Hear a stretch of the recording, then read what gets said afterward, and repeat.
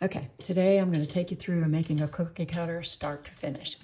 So I have my image. You take the background off. It has to have a transparent background. I bring it into Canva. I do edit image and then shadows and then outline. So I get an outline that I want for my cookie cutter. And then I click on Magic Grab and I'm going to just click on the purple line that's surrounding it and then say grab. And that's going to give me an outline around the whole thing, I hope. And then we'll be able to do the next step. So it's thinking right now. It's thinking. So sometimes your image is a little funky with the lines, but let's see, we got an outline now. So now if I pull that down and delete it, that's what my outline looks like. And sometimes if this part was too narrow, I might want to increase that.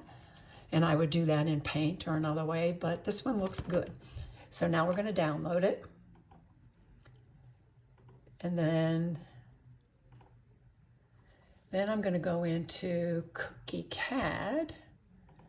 And CookieCAD, it's cookiecad.com. And it's a free software to create cookie cutters.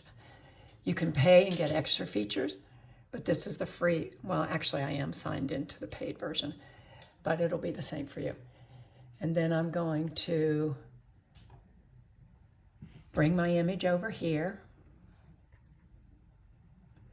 And it's creating, it's tracing it, it's turning it into a cutter. It's that easy. And then you can kind of zoom in and you can look at it. I'm going to change this to inches and I'm going to change it to 3.5 because that's my favorite. Okay, and then under this is that blade, the first blade, and then extra blade, I'm going to change that to 12. And I'm going to change this to 03. And I'm going to change the first blade to 15. You shouldn't have to change it every time. It's being weird today, but that's okay. So what that means when you're looking at it is that you have two blades. This is blade 1, and this is the extra blade, which is actually the cutting blade. So some people I've read don't even use that second blade. I did it just because that's how someone showed me.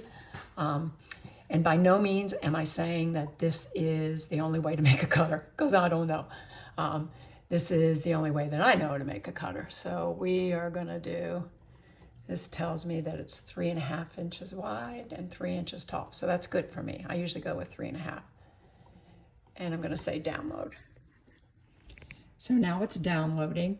And the next step that I do, you may or may not want to do, I put the name of the cookie cutter on it so that I can tell, because especially now with all these Eddie images, I'm going under import. Click on the cutter and then import. This is under 3D Builder is the name of the software. It's free. 3dbuilder.com. It's free. And so next I'm going to edit, emboss, and that's just going to allow me to put a name on it. And I'm going to say Snowman, and then I'm going to put the size because I like to know that. 3.5 inch, and press enter. And that put the size down here for me. You can kind of move it around if you want to place it somewhere else. I'm going to leave it right here and it looks good. And I'm going to say emboss. And then it's going to put it on there for me. And now I'm going to do File, Save As. And you can save it with different extensions. I stick with the STL and hit Save. And now you would take it into your slicer, and that your slicer depends on what 3D machine you have. I have a mini Prusa. You may have the Bamboo. Whatever it is, that's when you would pull it in from there. So I'm going to bring in my STL, which is right here, and bring it into my Prusa, and I can kind of look at it to see that everything looks cool, and it does. Sometimes I get a message here that says it needs to be repaired, and I say, okay, you do your thing. You do you, boo. And once that's repaired, then we do what's called slicing. I don't know what that means, but I know there's 2 steps in here. You do slicing, which says slice now.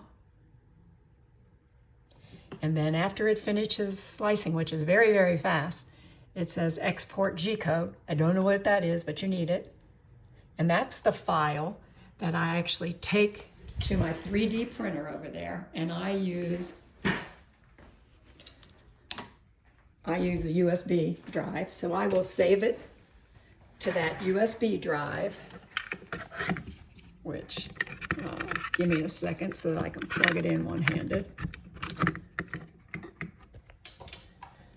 And I'm going to save it right here, if I can find it right there. And I'm actually going to name, yes, I am going to name it Snowman. Snowman 3.5 inches. And I'm going to save. And it's very quick. It says it's done. So now I'm going to take it out. Sorry. I'm going to take it out. I'm going to put it in my 3D printer. First, I'm going to turn it on. I'm going to put it in my 3D printer. I always clean my 3D printer with alcohol before I print. And then I'm going to use my USB, and right there it is, and I'm going to tell it to print. But first I'm going to clean it. That's it. That's all there is to making color. It really is not that difficult. You got this.